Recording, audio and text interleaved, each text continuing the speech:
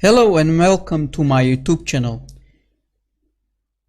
Please subscribe and smash that like button. Today we are going to talk about the bisexual Prophet of Islam. Yes, you heard it correctly. We are going to talk about the bisexual Prophet Muhammad, the Prophet of Islam. Not many Muslims know that Muhammad had actually a lot of sexual activities, not only with women, but also with men. I kid you not. We have proof to that, and today we're going to expose the bisexual Prophet of Islam. Muslims always say Islam says that it is haram to have sex with men. You cannot be a homosexual in Islam. But today we're going to show you that Muhammad actually had sexual encounters with men besides women. And there are a lot of proof and evidence from the Islamic sources that we will go to. So if you don't like this topic, please don't watch further, because this is going to be a explicit topic. So if there are women or children, don't watch this video. Let us start, guys. If we go to the Quran in chapter 93 ayah 6, it says, Allah speaking, "Did he not find you an orphan and give you refuge?" Now, what does this ayah mean, guys? We have to go to the tafsir to understand what this ayah is talking about. Let us go to the tafsir of Al-Razi to understand what this ayah actually means. As you see here, we can see that basically the Prophet of Islam is having a nice time with another man. This is of course a meme, so some Muslims will find this very disturbing. So let us read what this information is telling us. We know that Muhammad had a lot of wives and women, but did he ever have men? That's the question of today. Did he ever have men? Before going further, let's see the harsh experiences he had while he was still an orphan kid. Because remember, if we go to the Sirah Nabawiyah by Ibn Hisham, we can understand that Amina died when Muhammad was really young, and Muhammad became an orphan because his dad was already dead. And according to the Islamic sources, Muhammad stayed in the belly of his mother for 4 years. That doesn't make sense, but I don't want to go too much off topic today. The topic of today, as I said, we're going to prove to you that Muhammad had encounters with men. And here's the proof. "I made him take off his clothes and sleep with me." Now, who said that? Let us see who said that. And as I mentioned the ayah in regards to Surah Ad-Duha, chapter 93, ayah 6, Imam Fakhruddin al-Razi in his tafsir says, after the death of Abdullah bin Abdul Motalib, the Prophet's father, while the mother of the Prophet is still pregnant with him, and then he was born, he was with his grandfather Abdul Motalib and his mother Amina.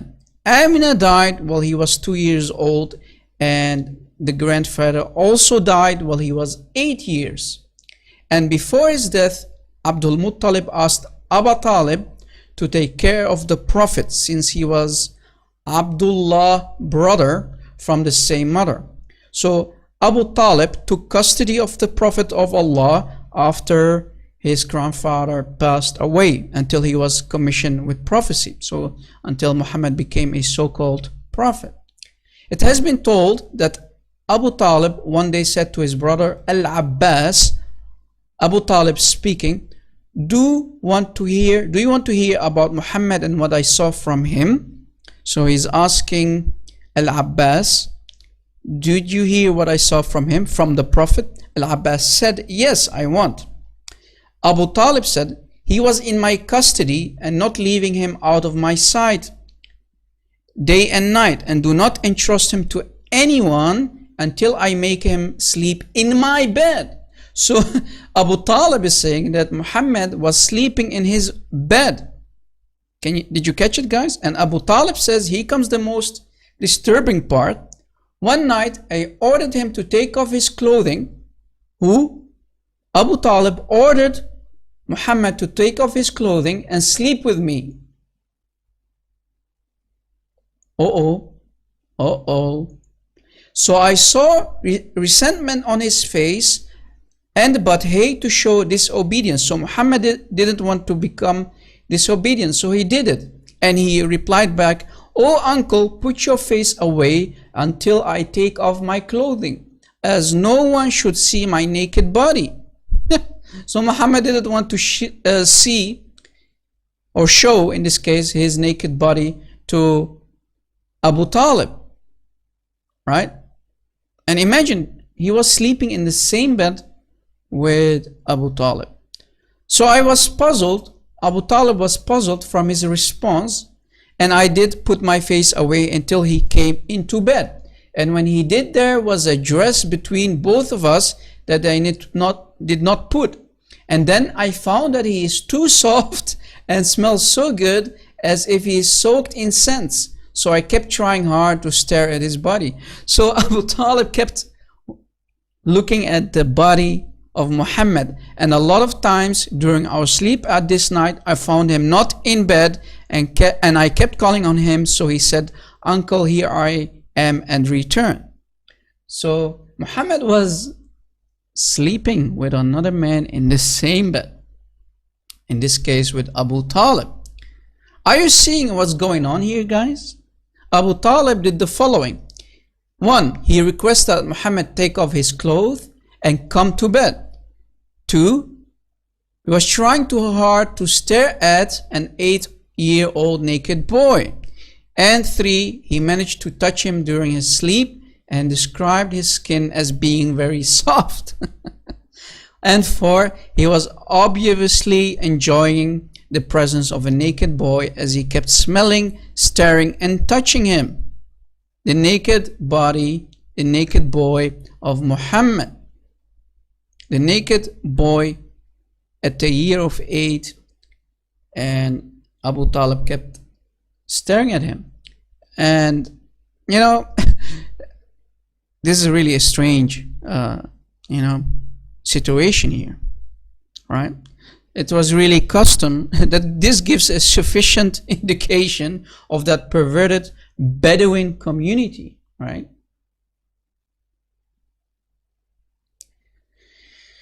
So let us continue.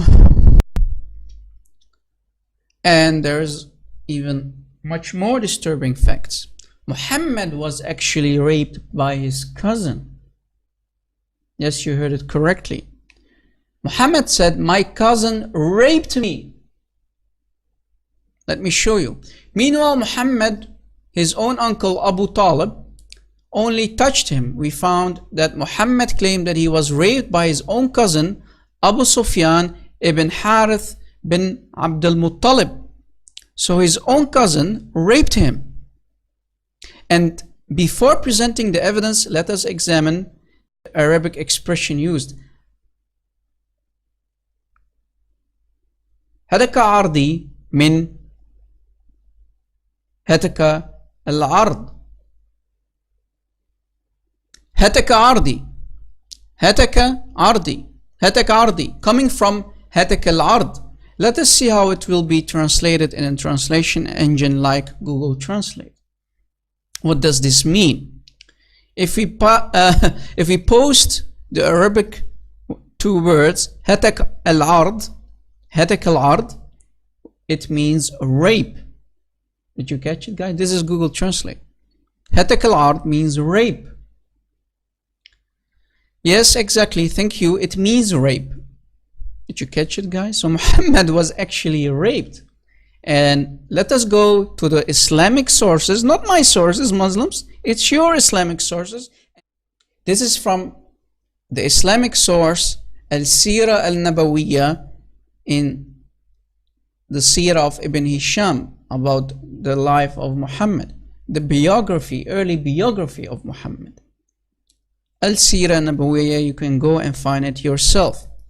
It is reported by Ibn Ishaq, and it was that Abu Sufyan Ibn Harith bin Abdel Motalib and Abdullah bin Ubay Ummiyah bin al-Mughira had met the Prophet of Allah at a place called Naik al-Uqab, mean between Mecca and Medina. So it's a place that is between Mecca and Medina. So they wanted to enter in his presence. So Sallamah talked to him about that, saying, O Prophet of Allah, it is your cousin from your uncle and your other cousin from your aunt and your kinsman. So Muhammad answered, I have nothing to do with those two. So Muhammad said, I have nothing to do with my two cousins. In regards to my cousin, he raped me. So Muhammad is saying, Hattak Erdy, Ibn Ammi Hattak Erdy, Ibn Ammi Hattak Erdy. So that means my cousin, he raped me. This is from the earliest source by Ibn Hisham, the student of Ibn Ishaq. And this is basically more early than the Quran itself, guys. This is the most earliest source about the life of Muhammad, right? This is not my source, guys. This is not the source of Rob Christian. This is the Sira al-Nabawiyya. Lord have mercy. Muslims, you always say sex between a man and a man is kufr. It's haram. It's disgusting. It's a big sin in Islam. But as you see, Muhammad was raped by his own cousin.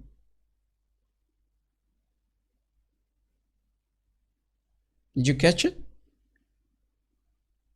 Uh-oh. What are you going to do with this, Muslims? How many Muslims actually know about this? That the Prophet of Islam was raped by his own cousin. And this is also here the source in the Arabic.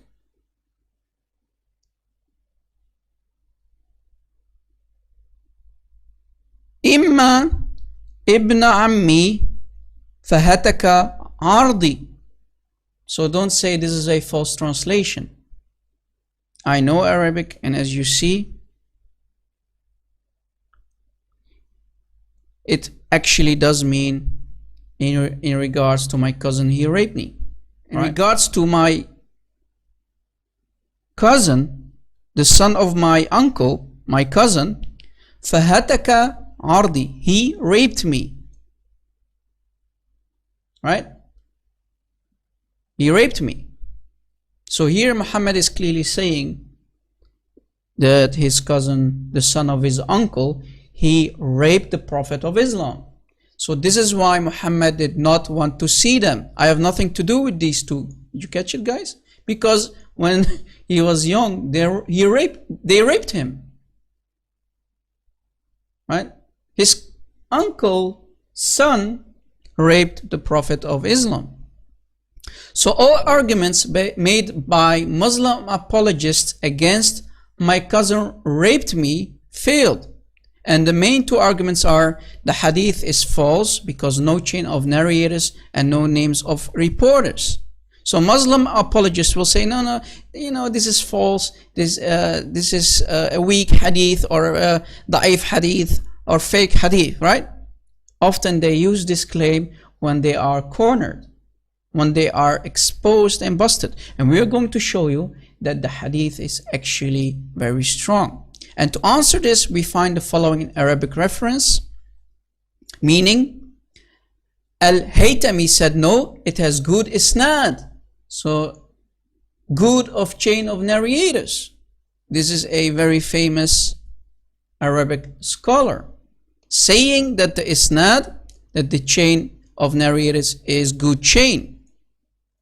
And Albani says the same.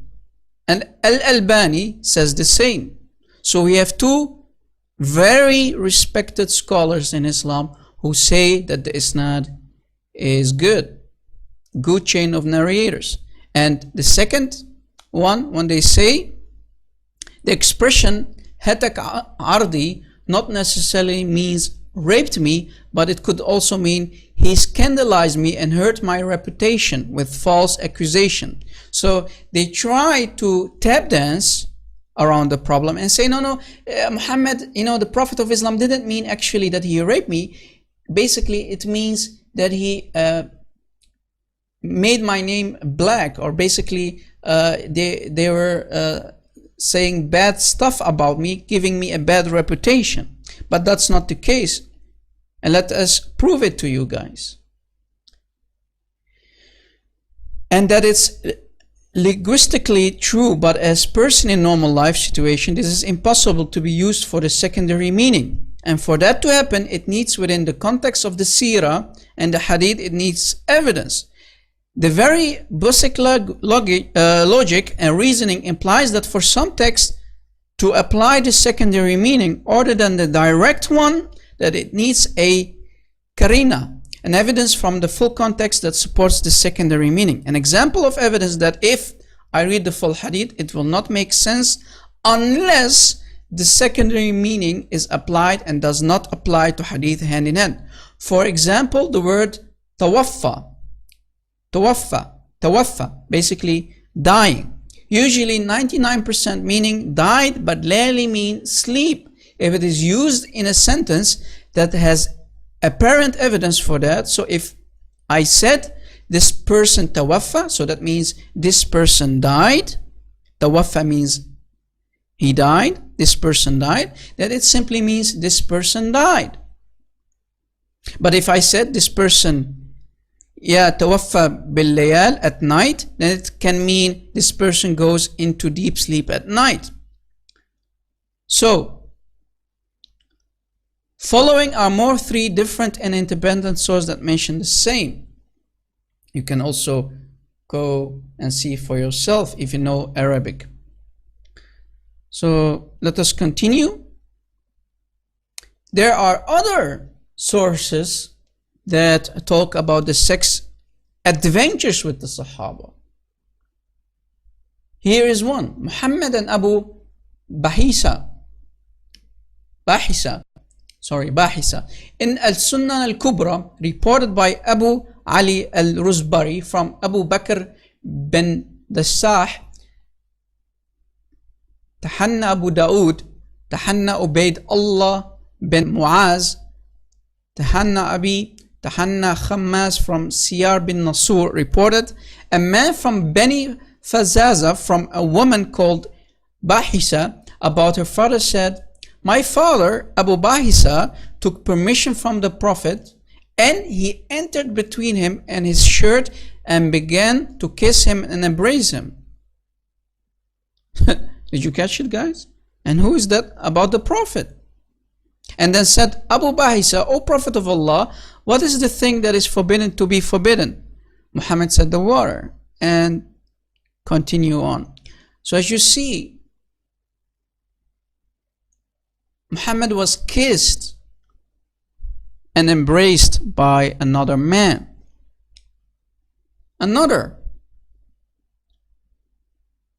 As you see, another strange activity between the Prophet of Islam with another man, in this case a Sahaba or Sahabi. And someone is for sure weird happening in this last conversation, the back and forth while Abu Bahisa is inside Muhammad's shirt. That's strange. Normal men don't do that, right? Normal straight men don't do that. So here, as you see, another bisexual activity, if you know what I mean. Here's also the reference in Arabic. You can go and find it. Muslims in the Arabic sources. Al-Tabarani, embarrassing details. Now in Al-Mu'agham Al-Kabir of Tabarani, there are some more details that are embarrassing about what happened between Muhammad and Abu Bahisa. It says when Abu Bahisa entered inside Muhammad's shirt, he entered from the back. So Abu Bahisa belly was on the most dignified Prophet's back. So he was standing behind Muhammad and he was basically humping him, so to speak. And it also says Abu Bahisa kept rubbing his chest on Muhammad's back and then mentions the same forbidden water, salt, spice it up conversation. Lord have mercy. And here's again the Arabic reference. You can go and find it for yourself. Also on this website, islamweb.net, a very known website. Muhammad and Osama bin Zayd in Sunan Ibn Majah, hadith number 1976. In Sunan Ibn Majah, hadith number 1976, reported by Abu Bakr bin Abi Sahiba from Shuraik from Al-Abbas bin Zuhair from she said, from Aisha, he said, Osama was trembled by the door step, so he hurt his forehead. So Rasulullah Muhammad said, remove the blood away. So she held him, and then Muhammad started to suck the blood away and spit it away from his face. So Muhammad was sucking the blood of the man's face. If Osama, look what Muhammad is saying, if Osama was a maid, a female slave, then I would have adorned and dressed him until he became in my partnership. So Muhammad would have basically had sexual relationship with a man, and Muhammad would have dressed him like a woman basically and would loved him. And our Prophet we are talking about today is having a fantasy about this gentleman called Osama. A fantasy, a sexual fantasy, dressing up this man and having intimate relationship with him. So basically he liked the guy. Huh? Strange things happening with the Prophet of Islam, as you see. And this is the website that you can go and read it from. Here's also the Arabic reference. Let me keep going. You know, a lot of strange things, as you see, between Muhammad and many men. And here's a third proof that Muhammad had sexual activities with men. A man named Zahir, who used to declare that the Prophet loves me. Wow.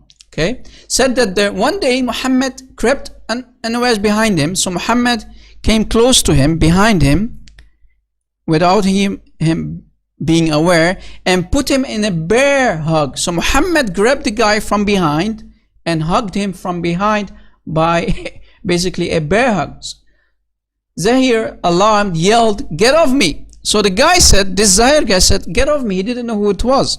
After turning his head and discovering that it was Muhammad, the Prophet of Islam, he stopped struggling and proceeded to push his back into the Prophet's chest. So the guy was basically, pushing his backside into the chest of Muhammad. Praise and blessings upon him. Sallallahu alayhi wasallam. So the guy was rubbing his ass basically in the Prophet's chest, and Muhammad seems to like it. Muhammad didn't rebuke him, saying, "What are you doing, man? Stop." So we find that in Musnad Ahmad, As-Sunan al-Kubra, Mughammal al-Zawaid, wa Manba al-Fawaid, and Miskat al-Musahib, and following are the Arabic reference. Again, you can go and look it up yourself, Muslims, if you don't believe us. It's all over the internet. And as you see, the internet is really a big enemy of Islam, exposing the pervert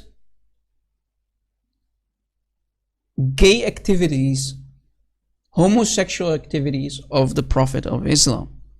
Hugging a man from behind and the guy liking it and basically, humping, giving the Muslim Prophet, the Prophet of Islam, a nice lap dance basically. Oh man, disgusting. Muhammad and Asaid bin Hudayr, he is a fourth shocking evidence about the life of Muhammad engaging in homosexual activities. This is from Sunan Abi Dawood. Sunan Abi Dawood. Hadith number 5224, reported by Amr all the way to Al-Ansar, said that while he was talking with people and there was a banter between friends, the Prophet came and poked him in his side. So Asaid said, wait. So the Prophet said, I will wait. Asaid said, he have a shirt on you and I do not have one on me. So the Prophet lifted up his shirt. So Muhammad lifted up the shirt and he, Asaid, hugged him and kissed his torso, the part from his belly button to his armpits. And then Asaid said, oh Prophet of Allah, I know you wanted that. Oh man. So again, a sexual gay activity between the Prophet of Islam and another man, kissing the belly of another man. And Prophet of Allah, I know you wanted that. Oh man. And this is a great Sahih in chain by Albani. It's Sahih Hadith. Don't say it's a Da'if Hadith. And here is the link. Alright. So the Prophet wanted someone who is same-sex to kiss him on his torso. Well, the Prophet has perverted desires of his own then.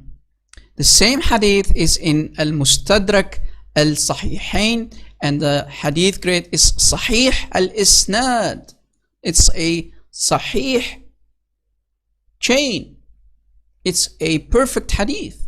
Sahih. And here's the Arabic reference, as you see.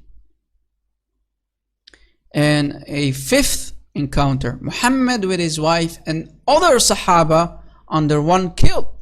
In Al-Mustadrak Al-Sahihain, we find the following. From Abdullah bin al-Zubayr, from his father, said, Rasulullah sent me on one cold day when I returned back, and he, with some of his women under his kilt, he made me enter the kilt, and we became three. And this hadith is again a Sahih al-Isnad, great Sahih. Strange things in the life of Muhammad with other men again. But in this case with one of the wives of Muhammad also. So it's basically a threesome activity. And here's the Arabic reference.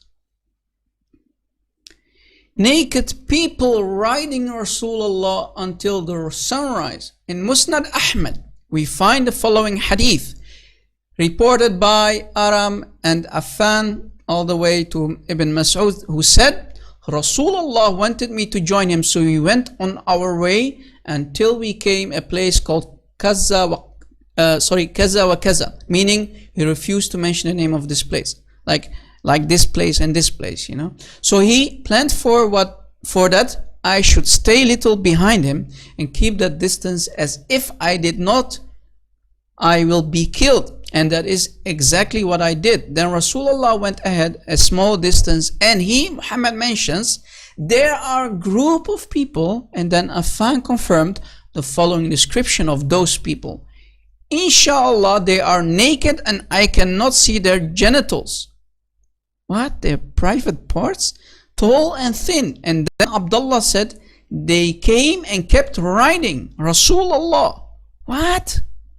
they came and kept riding Rasulullah, peace and blessing upon him, and Rasulullah kept reading over them. Then Abdullah continues to say, them also to come and rotate around me and stay my way. So I was so terrified from them, so that I sat down until the first light of sunrise when they left. Then Rasulullah came, feeling heaviness and pain because of them being riding him. What? Lord have mercy. Now the hadith continues, and you find Muhammad trying to get out of that by saying that those naked people are angels in white robes. But then why did Abdullah saw them? So why did another guy saw them naked? So it was not only Muhammad who saw them, right? So another guy saw them. So they were basically not angels. They were other males. And why? He saw Muhammad reading Quran on them. And how come angels come as naked and right people? If you're going to say that those are angels. Naked angels? And ride Muhammad? Naked angels riding Muhammad? As you see, this must be demons, right? This must be, as Muslims claim they are, jinns. Jinns riding the Prophet of Islam? As you see, Muhammad was actually getting basically raped by the demon that was choking him in that cave. Iqra. Iqra ya Muhammad. So the so-called angel, we know it was a demon, but this so-called angel was forcing Muhammad to do things that he did not like. So maybe he was raping him in that cave. Allahu A'lam. Allah knows best. Now again, the hadith grade is Sahih al-Isnad. No way out of this hadith, my dear Muslim friends. The same hadith was also mentioned in Al-Turmudi and other Islamic resources refer to the Arabic references. Here is the Arabic text, as you see in front of you. And this is the reference, and this is the link. You can go look it up yourself. Modern Imams following Muhammad's footsteps. There are also a lot of gay marriages today in Islam. I kid you not. It must be shocking for a lot of Muslims, but this is true. This Imam in Paris is same-sex married. He fully practiced Islam. He pray and even do hug and opened a mosque for gay Muslims, and he makes them marry the same sex. So there's a gay Imam in Paris who has his own praying place, who actually practicing Islam, and he marriages, as you see here, men with one another. Gays, gay marriages. And this is happening in a mosque, in a Muslim mosque, guys. Lord have mercy. And this is other imams doing the same in New York. You see two women, lesbian women, gay women, getting married in front of this imam, as you see in front of you. Beautiful, right? So Muslims, we have presented more than enough proof that Muhammad was actually raped by his cousin, by his own cousin, Ibn Ammi Hattak Erdy. And we showed you also the sexual activities of Muhammad with other men. So your prophet was nothing but a sexual pervert who had really a troubled youth, right? Childhood, basically, childhood, a really troubled childhood. And you know, when you encounter such things and you did have sexual activities, in this case with your cousin and your uncle Abu Talib, who we know Muhammad used to sleep with his uncle in the same bed. So Allahu A'lam what his uncle did to him, and his uncle Abu Talib was looking at his naked body, and he really liked his naked body of the Prophet of Islam. So Lord knows what happened in that bed. And as we showed you, Muhammad from his own mouth saying, and I quote, quoting the Prophet of Islam, Ibn Ammi Hattak Erdy, my cousin, the son of my uncle, raped me. Muslims, I hope you really enjoyed this video. And as you saw, we showed you from very authentic Islamic sources that Muhammad had sexual activities, encounters with other men besides his many wives. Either you're going to accept these detailed facts about the life of your prophet, or you simply can leave Islam, and I want you to accept Jesus Christ, accept the truth, and leave this satanic cult, because Jesus is Lord and Muhammad is nothing but a gay, perverted, or in this case basically a bisexual fake prophet, a prophet of Satan himself, doing nasty stuff with other men. Thank you for watching. Please download this video and spread it around. You can also translate it in other languages. Thank you for watching, and God bless.